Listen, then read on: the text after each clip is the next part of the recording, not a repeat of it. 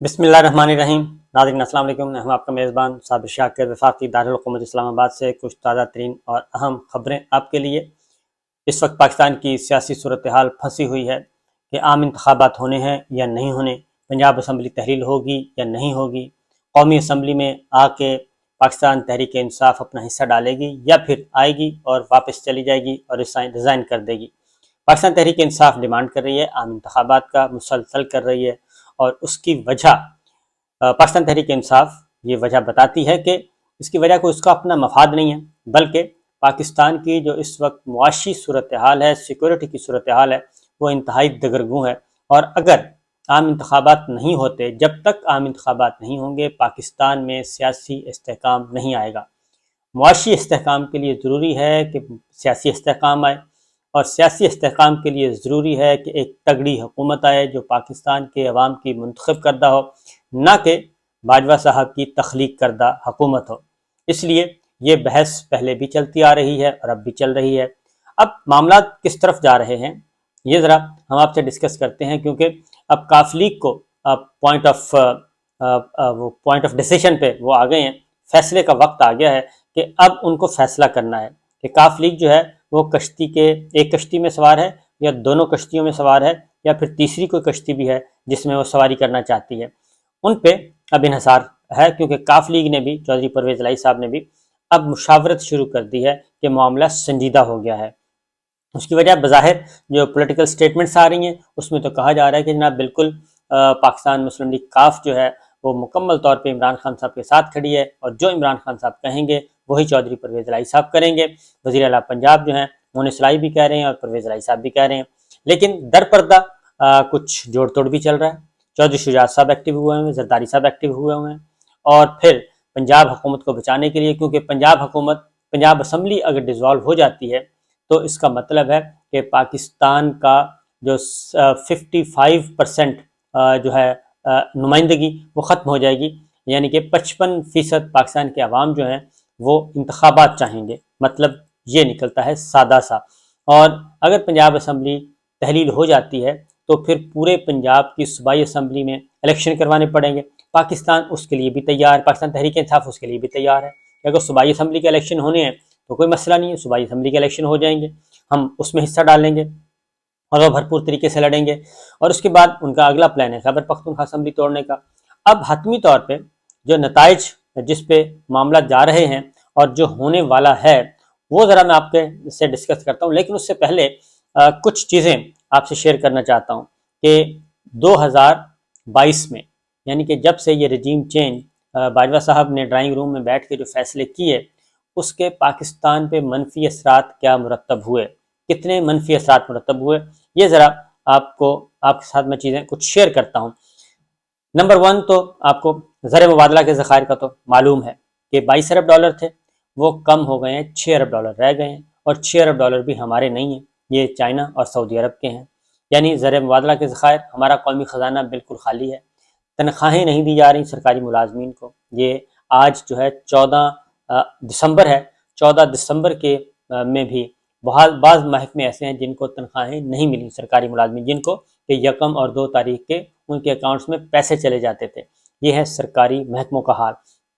اس کے بعد مہنگائی ایک سائڈ پہ رکھیں، پہلے ذرا دیکھیں کہ پاکستان کے اندر سے ایک سال کے اندر 2022 میں، اور خاص طور پہ مارچ کے بعد کتنا ٹیلنٹڈ لوگ جو ہیں ہمارے پاکستان سے چلے گئے، نوجوان پڑھے لکھے نوجوان جو ہیں وہ پاکستان چھوڑ کے جا رہے ہیں، اور پاکستان خالی ہوتا جا رہا ہے۔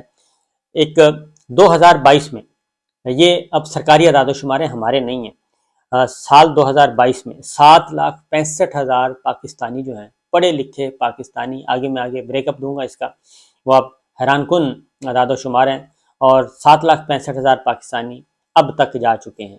ابھی دسمبر ابھی باقی ہے، اور 7,65,000 جا چکے ہیں۔ اب 2021 میں پچھلے سال کتنے گئے تھے؟ صرف 2,25,000، اور اس سے پچھلے سال گئے تھے 2020 میں صرف 2,88,000۔ یہ ہے اس وقت کی صورتحال۔ اس سے پہلے 19 میں رجحان تھا جانے کا، 6,25,000 گئے تھے، لیکن پھر جیسے جیسے پاکستان میں اسٹیبلٹی آئی یہ رجحان کم ہوا، اور پاکستان کے اندر سے ہی روزگار اتنا پیدا ہوا، اتنا روزگار ڈیولپ ہوا کہ پاکستان سے جانے کا جو رجحان ہے وہ کم ہو گیا تھا۔ اب اس میں جو آگے بریک اپ ہے، اس میں گریجویٹس جو ہیں وہ 92,000 92,000 گئے ہیں، اور ٹرینڈ ورکرز جو ہیں وہ 3,50,000 گئے ہیں، ڈرائیور 2,13,000 گئے ہیں۔ لیکن جو خطرناک چیز ہے جی وہ ایک تو جو ہنرمند افراد ہیں وہ پاکستان میں اگر روزگار ملے تو میرا خیال ہے وہ زیادہ اچھا ہوتا ہے، لیکن روزگار نہیں ہے۔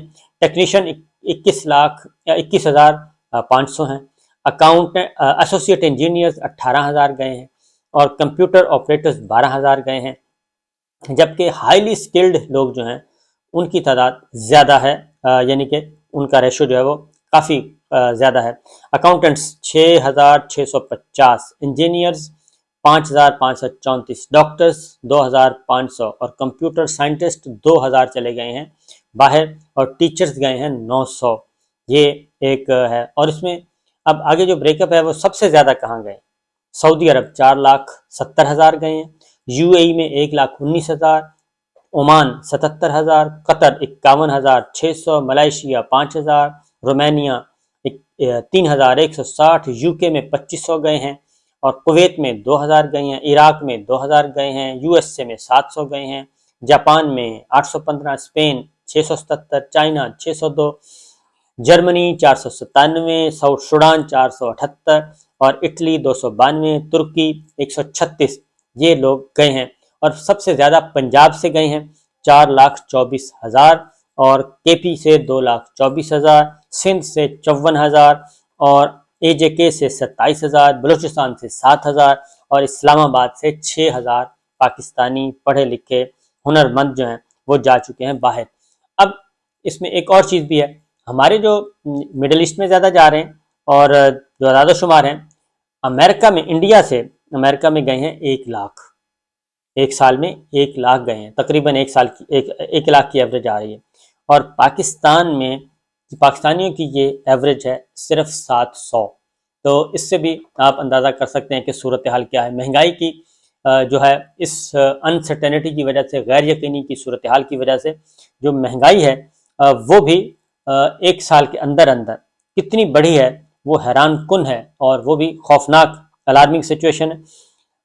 اس میں تقریباً یہ ہر چیز مہنگی ہوئی ہے، اور ایک سال میں 20 کلو آٹے کا تھیلا جو ہے وہ 800 روپے تک مہنگا ہوا ہے، یعنی کہ 20 کلو کا آٹے کا تھیلا 800 روپے مہنگا ہوا ہے۔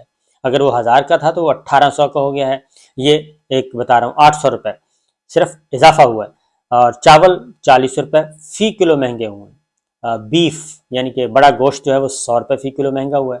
مٹن بکرے کا گوشت 400 روپے فی کلو مہنگا ہوا ہے۔ 1,000 روپے مل رہا تھا تو اس وقت 1,400 ہے، اگر 1,400 مل رہا تھا تو اس وقت 1,800 روپے کا ریٹ ہے فی کلو کا۔ اب آپ اندازہ کر لیں، یہ میں بتا رہا ہوں 1,800 روپے بھی کم ہے، 2,000 روپے کلو تک پہنچا ہوا ہے، اور 2,000 روپے کلو اب کس مڈل کلاس کی، کس تنخواہ دار آدمی کی، کس کی گنجائش ہوگی کہ وہ یہ گوشت لے کے کھائے 2,000 روپے کا کلو۔ اس کے بعد حیران کن زندہ مرغی 110 روپے فی کلو مہنگی ہوئی ہے، اور تازہ دودھ جو ہے وہ 60 روپے فی لیٹر تک مہنگا ہوا ہے۔ دہی 60 روپے فی کلو مہنگی ہو گئی ہے۔ انڈے 100 روپے فی درجن مہنگے ہوئے ہیں، اور گھی کا ڈبہ جو ہے وہ 400 روپے تک مہنگا ہوا ہے۔ 400 روپے تک مہنگا ہوا ہے، 400 روپے کا آتا ہوتا تھا، اب اس میں 400 روپے فی ڈبہ مہنگا ہوا ہے۔ اس سے آپ اندازہ کر سکتے ہیں۔ اس طرح دالیں جو ہیں وہ تقریباً تمام کی تمام دالیں 100 روپے سے 125 روپے فی کلو اس میں اضافہ ہوا ہے۔ آلو پیاز کی قیمت 210 روپے تک اضافہ ہوا ہے، اور ٹماٹر کی قیمت 110 روپے فی کلو تک کا اضافہ ہوا ہے۔ یہ وہ اعداد و شمار ہیں جو کہ سرکاری اعداد و شمار ہیں جو یہ بتائے جا رہے ہیں سرکاری طور پہ۔ تو یہ ہمارا رجیم چینج آپریشن کا یہ نتیجہ نہیں۔ اس کی وجہ کیا ہے؟ اس کی وجہ یہ ہے کہ گورنمنٹ کو ڈسٹیبل کیا گیا، اور ایک کیا کہنا چاہیے آرگینک طریقے سے تو چینج ہوا نہیں تھا، رجیم چینج کروایا گیا، تحریک عدم اعتماد کروایا گیا، کھیل تھا اپنا ایکسٹینشن کا، اپنا ذاتی مفاد تھا باجوہ صاحب کا، اس کے علاوہ کوئی مفاد نہیں تھا، اور کوئی قیامت نہیں آئی ہوئی تھی، ہر چیز اچھی جا رہی تھی۔ اور جو اس وقت کی اپوزیشن اور اس وقت حکمران اتحاد ہے ان کی عقلوں پہ بھی پردہ پڑ گیا تھا، ان کو بھی بہت جلدی تھی اقتدار حاصل کرنے کی، اور جب وہ آئے ہیں تو اس کے بعد یہ سچویشن ہوئی ہے۔ اسٹاک ایکسچینج اس کے علاوہ ہے، اور بینکوں سے جو پیسہ نکلا ہے، کیپٹل نکلا ہے، وہ اس کے علاوہ ہے، اور جو ہمارا سرمایہ پاکستان سے باہر جا رہا ہے ہنڈی اور منی لانڈرنگ کے ذریعے، غیر جو ان آفیشلی جو جا رہا ہے انفارمل اکانومی، وہ اس میں اضافہ ہو گیا۔ فارمل اکانومی کم ہو گئی ہے، انفارمل اکانومی ہماری زیادہ ہو گئی، یعنی زبانی بینکوں کے کھاتوں کے بجائے زبانی لین دین جو ہے وہ زیادہ بڑھ گیا ہے، اور سسٹم سے پیسہ نکلا ہے۔ یہ ہے باجوہ صاحب کے کو کریڈٹ جاتا ہے، جو یہ کہتے ہیں کہ باجوہ صاحب کی پالیسیوں کو لے کے آگے چلا جائے گا، اور نئی فوجی قیادت جو ہے وہ بھی باجوہ صاحب کے مطابق چلے گی۔ تو یہ اتنی بڑی تباہی ہے، اتنی بڑی تباہی کو کون ہوگا جو باجوہ صاحب کو نہ ادارہ اون کرے گا، کچھ عرصہ ٹھہر جائیں، چند ہفتے کہہ لیں، چند مہینے کہہ لیں، باجوہ صاحب کو کسی نے اون نہیں کرنا۔ باجوہ صاحب پرویز مشرف سے بھی بدتر صورتحال ہوگی۔ جیسے پرویز مشرف صاحب کو کسی نے نہیں بچایا تھا، اسی طریقے سے باجوہ صاحب کو تو بالکل ہی نہیں بچانا۔ یہ آنے والے دنوں میں، آنے والے مہینوں میں، آنے والے ہفتوں میں اس کی طرف پیش قدمی شروع ہو چکی ہے، اور باقاعدہ طور پہ اور بہت اچھے طریقے سے شروع ہو چکی ہے۔ تو اس لیے جی یہ ہے سچویشن کہ اس صورتحال سے نکلنے کے لیے حل کیا ہے، کیونکہ آدھی سے زیادہ اسمبلی باہر ہے، اور قومی اسمبلی میں پاکستان تحریک انصاف وہ سب سے بڑی پارٹی تھی، میجورٹی پارٹی، وہ قومی اسمبلی سے باہر ہے۔ پنجاب اسمبلی سے وہ نکلنا چاہ رہے ہیں، مقدمات اور سب کچھ ہو رہا ہے، اور کسی قسم کا کوئی رول آف لا نہیں ہے، قانون نہیں ہے، ریٹ آف اسٹیٹ نہیں ہے۔ جب اس طرح کچھ ہو رہا ہے تو پھر عمران خان صاحب کہتے ہیں کہ ہم اس کے حصے دار کیوں بنے، پھر بلکہ کہا جاتا ہے کہ اس کے بعد اکانومی مساق معیشت کرتے ہیں۔ تو اتنی تباہی کے بعد کون بیوقوف ہوگا جو ان کے ساتھ مل کے مساق معیشت کرے گا، اور ان کی جو تباہی ہے وہ اپنے کندھوں پہ اٹھانے کے لیے تیار ہوگا۔ ان کی تباہی، ان کی ناکامی وہ ایکسپوز کرے گا یا اس کا حصے دار بنے گا۔ تو اس لیے نہ ہی کوئی باجوہ صاحب کو بچانے والا ہے، اور نہ ہی حکمراں اتحاد کو بچانے والا ہے، اور اسی لیے عمران خان صاحب نے یہ فیصلہ کر لیا ہے کہ وہ دسمبر میں ہی اسمبلی تحلیل کریں گے، اور انہوں نے مختلف اضلاع کے ہر ضلع کے جو ایم پی ایز اور ٹکٹ ہولڈرز ہیں ان کے ساتھ مشورہ کیا ہے، ان کو اعتماد میں لے رہے ہیں۔ وہ سب اس بات کے حق میں ہے کہ ہم اسمبلیوں سے نکلیں اور عام انتخابات کی طرف بڑھیں۔ تو عمران خان صاحب ہر صورتحال سے نمٹنے کے لیے تیار ہیں۔ کاف لیگ کو انفارم کر دیا گیا ہے باضابطہ طور پہ کہ پاکستان تحریک انصاف نے یہ فیصلہ کیا ہے، عمران خان نے یہ فیصلہ کیا ہے۔ کاف لیگ کے لوگ آپس میں مشورہ کر رہے ہیں، اور اس میں اختیار دے دیا گیا ہے چودھری پرویز الہی صاحب کو۔ اب چودھری پرویز الہی صاحب سیاسی طور پہ فیصلہ کرتے ہیں، یا پھر جو ان کی ملاقاتیں ہوئی ہیں اسٹیبلشمنٹ کے ساتھ، اور وہاں سے جو بھی اشارہ موصول ہوگا اس اشارے کو فالو کریں گے، یہ آنے والے دنوں میں پتہ چل جائے گا۔